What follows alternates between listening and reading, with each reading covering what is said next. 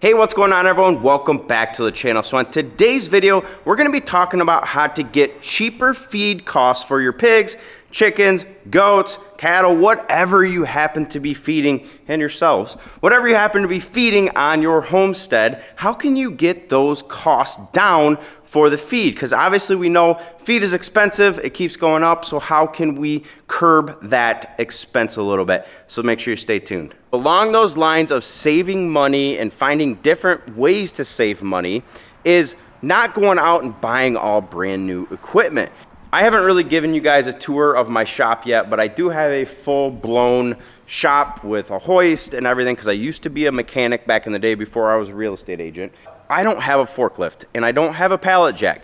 And pallet jacks to buy brand new at Harbor Freight are $400. I don't really want to spend $400 right now when I realistically only need to use this thing for 2 seconds to move 2,000 pounds of feed and I'm done. So I went to my local True Value store and I rented one for 20 bucks. 2 hours, 20 bucks. I use it, take it back, and I'm good to go. So think of outside of the box things in order to get your costs down on the farm. So let's go ahead and get this thing down and go get the feed.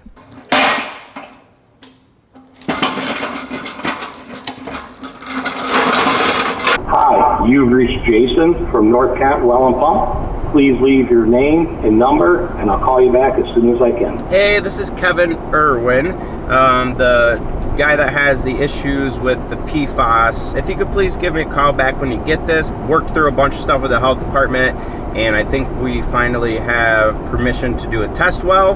So I want to ask you some questions on that when you get a chance. I'm going to open something up to you guys that we have been dealing with that I hope can help you in the future if you guys have any issue. Water. We know water is obviously vital to our survival, and having access to good, clean, quality water is also vital to our survival. So if you don't have clean water, you're stuck drinking out of bottles of water, which we all know that drinking out of plastic bottles probably isn't good for us either. So not having access to clean, potable water at home is an issue. Well, about 2.5 years ago now, my wife and I bought our house in Cedar Springs, the one that you guys see for the farm. We had no idea that we had a chemical in our water called PFAS, or forever chemicals. If you know what that is, throw it down in the comment section. I know what it is now. Obviously I knew what it was before because I'm a real estate agent, and in our area, Rockford had some issues with PFAS from Wolverine Worldwide, which is a shoe company that was dumping leather into the ground and ended up creating a bunch of PFAS into the water system. Later on, figuring out that PFAS was a really bad chemical that can cause cancer and a host of other health issues. So we did not know, and I had no idea that PFAS was actually in Cedar Springs because it wasn't publicized. Nobody talked about it. The city of Cedar Springs didn't talk about it. They still act like they don't even know what's going on. And we went to split our 10 acres because at that time we weren't starting a farm. We had just gone through a really rough time as a family, financially and mentally, and we ended up wanting to split off 5 acres to pay off our student loans and to get ourselves in a better financial situation. We split our land. I'm a real estate agent, so I listed it for sale, got a buyer, and once that buyer started going through all of their due diligence period and their inspections, they had the Kent County Health Department out there. Well, they came out there, dug. They can put a conventional septic system in, which is a big deal. Those are like $8,000 to $10,000 versus having one of the really expensive septic systems that has to be a raised mound, which is actually going to cost close to $20,000 to $25,000. So good news, right? Then as she's doing that, she ends up telling us that we have PFAS in the area, and have we been checked for PFAS? And I'm like, we have what? Okay. Last I knew, it was only in Rockford. I had no clue it was in Cedar Springs. She's like, oh no, it's here. The old Cedar Springs wastewater treatment plant was not lined properly, and it ended up leaching PFAS into the groundwater around my house.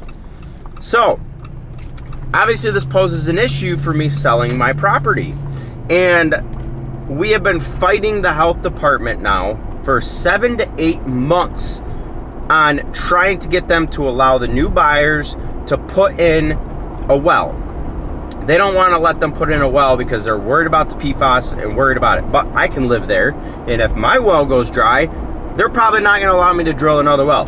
That's a different story for another day. I don't even know what to think about that right now. So we finally got Eagle, which is a company locally in Michigan. They put in a bunch of test wells around the affected areas. So we ended up figuring out that PFAS is in a bunch of different levels of the groundwater. So now Kent County is saying, okay, we will allow you to drill a test well, but it can only be into the first aquifer because we don't want it contaminating the other aquifers. Okay, well, if the contamination is there, they will make us cap that well. A bunch of wasted money. And they don't even care. I'll show you guys some of the emails from Kent County Health Department. You know what? They email me. It's public records. Check out some of this stuff. When you really read through these emails, they do not really care. You know, it's not their job. They think they're the health department, so they're just saving the world and saving everybody from disaster. And they're stopping us from having our sale. I just talked to the buyer. Him and his wife do not want to take on the risk. So now I have to take on the risk of getting a test well. They will pay for the well if it's good, because they would have had to pay for a well anyways to get the house. But if the well is bad, I am out $5,000 to $6,000 extra. So now I have to take an unnecessary risk when I sold my 5 acres for $100,000 and hope and pray that stuff is going to come through. You know, this is not right. This isn't how this should be. There's a lot more. I want to do some other episodes on this issue because I don't want to make this episode too long. But these health departments shut people down like this all the time, and it's not right. You know, there is ways around this. If I can have a filtration system, somebody can build a house on perfectly good land, that the only issue with it is some chemicals in the water that can be easily filtered out with a filtration system. They shouldn't be able to just shut us down like this. So I do have a class action lawsuit getting ready to take place. I'm going to be the front runner on it. The way I see this, guys, I'm a real estate agent in my community. You know, I protect people when they're buying a house. I protect people when they're purchasing a house. I am being my own real estate agent here. And what is happening to my family or my clients, because I will be helping them through this, is not right. Therefore, I'm going to fight tooth and nail to get something for my clients, which happens to be me. So I'm going to be the front runner, the leader on this class action lawsuit, because there's like 70 to 80 families in my area that are affected by this PFAS that are over the levels. This isn't their fault. It was in the groundwater. They didn't even know about it. So most of these families were drinking this water for a long time, didn't even know about it. The Kent County Health Department, when we found out we had it, oh, somebody will contact you to get you a filtration system. Nobody contacted us. Had I just sat and waited, I would have not had any clue what was going on. But I'm a real estate agent, so I went up the ladder and got who I needed to talk to, because I won't just sit down and not do anything about it. And he's like, no, you got to come down to the Kent County Health Department and get a reverse osmosis system. We'll reimburse you $300 for somebody to install it on your sink. Okay. Well, why the heck didn't the sanitarian tell us that? They just told us somebody to contact us. So anyways, it's all stuff like that. It feels like it's a circus, like most governments are, and I'm sick and tired of being walked all over. So I'm going to do something about it. So stay tuned for that. Let's go pick up our pig feed.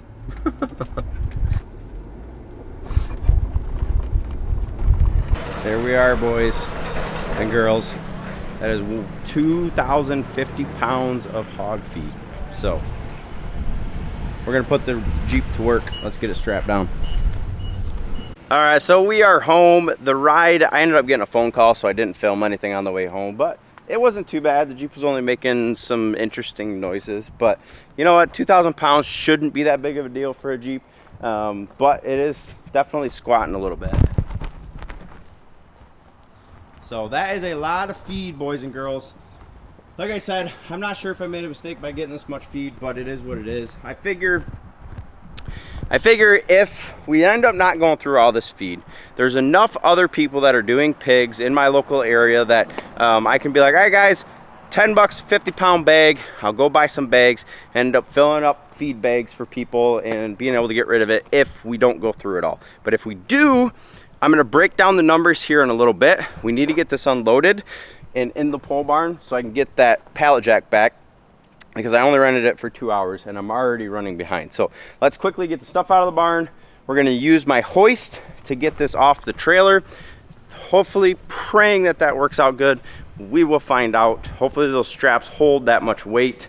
And we're going to end up putting it on my hoist arms and picking it up off of the trailer. So I'm really praying that it will hold and it will not break. But you guys are going to find out. So let's go ahead and get it off the trailer. Now, something that was pretty funny at the mill today when I was picking this feed up, I'm assuming a lot of people don't do this. They just keep buying 50 pounds at a time, at a time, at a time. And I have my own file now at the mill. So one of the main managers comes on. She's like, Kevin, are you Kevin? I'm like, yes, ma'am. She's like, okay, well, you got your own file now. That way we can remember everything that you guys order from us. So we make sure that we get you guys proper pricing and have everything on file. I'm like, yes, I'm at that stage. I have my own file at the feed mill.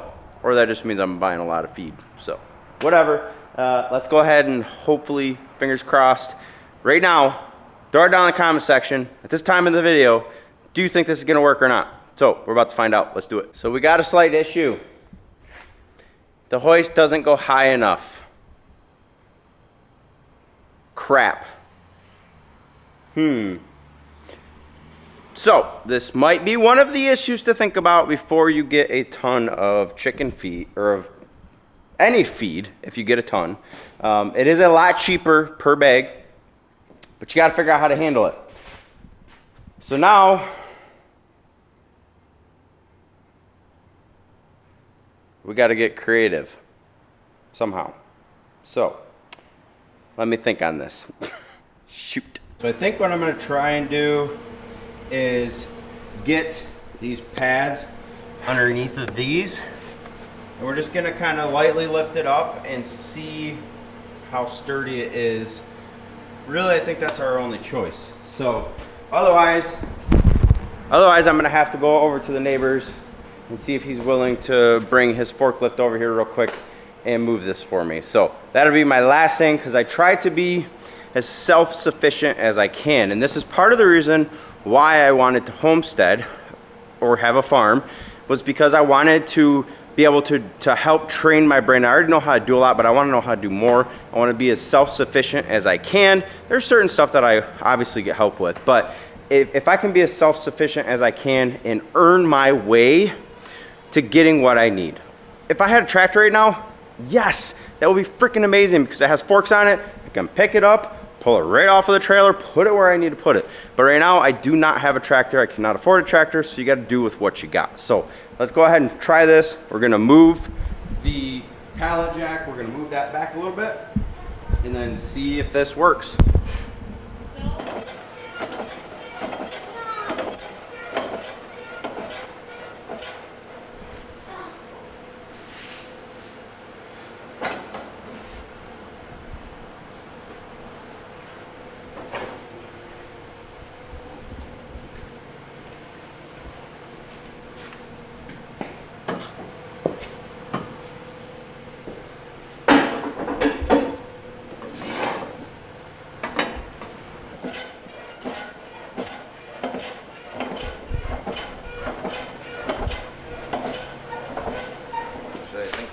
Max height. Still fetching.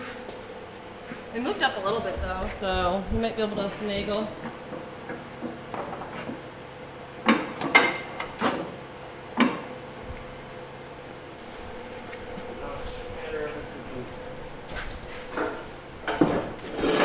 That side, which we can't. No. Well, hold on.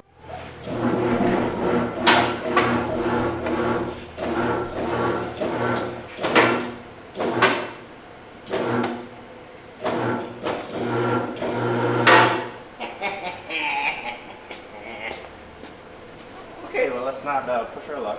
Yeah, I was like, we ain't done yet. Oh, this one is so cute. Cross your fingers. Cross your fingers and your toes. Stay. Skylar, get out of the way, please. Stay over by me. Get over here. Yep, Dad's moving real quick. Yep, why is it standing by himself? Because Dad has them on the lift. It's the only way you can get it off the trailer. Remember, this is like 2,000 pounds.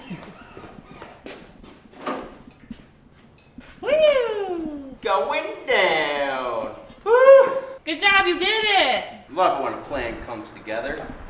You know, it's funny because I told you to do that and you basically said no, but then you got that idea on your own and suddenly it was a good one.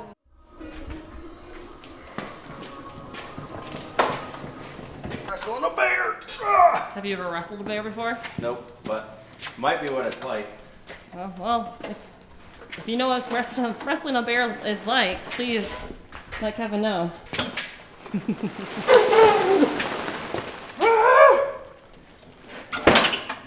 Should have did that in the first place. Oh, there it is. Yes, we did it. We did it right there. 2,000 pounds of hog grower feed. Now we start growing our pigs. Okay, so I got to get this pallet jack back. Then we're going to come back. We're going to drink a beer. We're going to talk about some of these costs. How much I got 2,050 pounds of pig feed for. It might shock you. So stay tuned. All right, so let's quick drink a beer. Today's beer of choice, All Night IPA. This is delicious. A dark IPA. Yes, please. If you're unfamiliar with Founders, it is a very good, very large brewery in Grand Rapids, Michigan. You guys have to check out their beer. How much did this 2,000, it actually ended up being 2,050 pounds because the mill made the batch up and they estimated about 2,000 pounds. It ended up being a little over. So let's preface by starting with, we were buying 50-pound bags of non-GMO, 18% grower feed to grow out our pigs to be able to slaughter them in December for Christmas. That's our goal, is to have this done by Christmas and we can eat Christmas ham from the piggies that we grew. So that's the goal. We're buying 50-pound bags. We want non-GMO because we're really trying to get as healthy of meat as we possibly can out of our animals on this farm. So we know that the people that are buying meat with us are getting a very high quality meat. So that is the goal. We were paying about $18.27 per 50-pound bag of non-GMO grower feed. Okay. Well, that adds up over time when you're talking 6 months, 7 months to grow out a pig.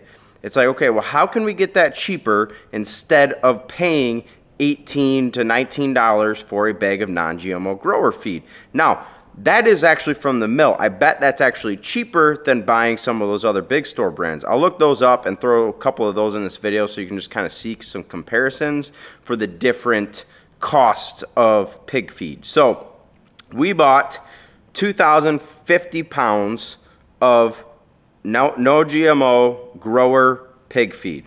We ended up paying $494 for 2,050 pounds. That equates down to, instead of paying a little over $18 per bag, that equates down to $12.04 per bag. That's quite a bit of savings per bag. So let's see there. So $12.04, we got 18, I think it was $18.26 minus $12.04. So that is about $6 per bag. I'm not gonna get into the cents game. About $6 cheaper per bag. And when you're trying to make profit with pigs, you're trying to, make as much money as you can, every dollar saved goes a long ways. We're gonna go through this feed no matter what, whether we're buying it in 50-pound bags or buying it in bulk. So we're choosing to buy it in bulk. We're probably gonna do the same thing for our layer chickens because they go through a lot of feed themselves. And I'm probably not gonna do 2,000 pounds. I'm probably gonna get 1,000 pounds of no GMO chicken feed because I can get it cheaper. If we're gonna feed it to them anyways, you might as well save money per bag. So that's kind of what I'm talking about, guys. Think hard when you're starting your homestead, when you're starting your farm. How can I get stuff cheaper and make stuff cheaper instead of paying full price for everything. A lot of people are probably just going to go buy individual bags and just pay full price for everything all the time instead of asking questions. Now, what's interesting is I would definitely make sure that you guys are checking out multiple different places, because I went to the Sparta Mill and they were not willing to give me a discount even buying in a 2,000 pound tote. That it was going to be like $18 per bag for the entire 2,000 pounds. It would have been, so instead of $4.94, similar feeds, non-GMO, 18 times 41. So it would have been $738 for their 2,000 pound tote, and I got it from Cedar Springs Mill for $494. That's a big savings. What is that? That's $738 minus $494. $244 cheaper going to a different mill for the same style of food. That's just not right. So pay attention to this stuff. Don't just go to your, like, check around at different mills. I've been having really good luck with my mill, and it's funny because I bought this big tote and I'm up paying for the tote, and one of the sales ladies comes out of the office and she's like, "You're Kevin, right?" And I'm like, "Yes, I'm Kevin." And she's like, "Okay, I've got a folder for you now. Everything you buy from here, all the mixtures, the non-GMO pig feed, the non-GMO chicken feed, all of the stuff that we buy, they will end up putting in our file there. So if we call back in a year, because this might last us 6 months, and we need more feed, they know what we bought, they know what they sold it to us for. If prices haven't gone up, they're going to sell it to us for the same deal that we got. So make sure you're going in multiple times, meeting people, asking questions. You know, the farm community, it's a community of people. Everybody wants to help each other. We're all out here doing the same thing. We're all trying to feed our family, help feed other families healthy food, and have a great life. You know, this is a very fun hobby, but it can get very expensive. So every dollar saved is good for your family and for your pocketbook. So you can go have more fun with your family, maybe buy other farm animals, build more infrastructure on the farm, because really that's the fun part, building this all out. Because if you guys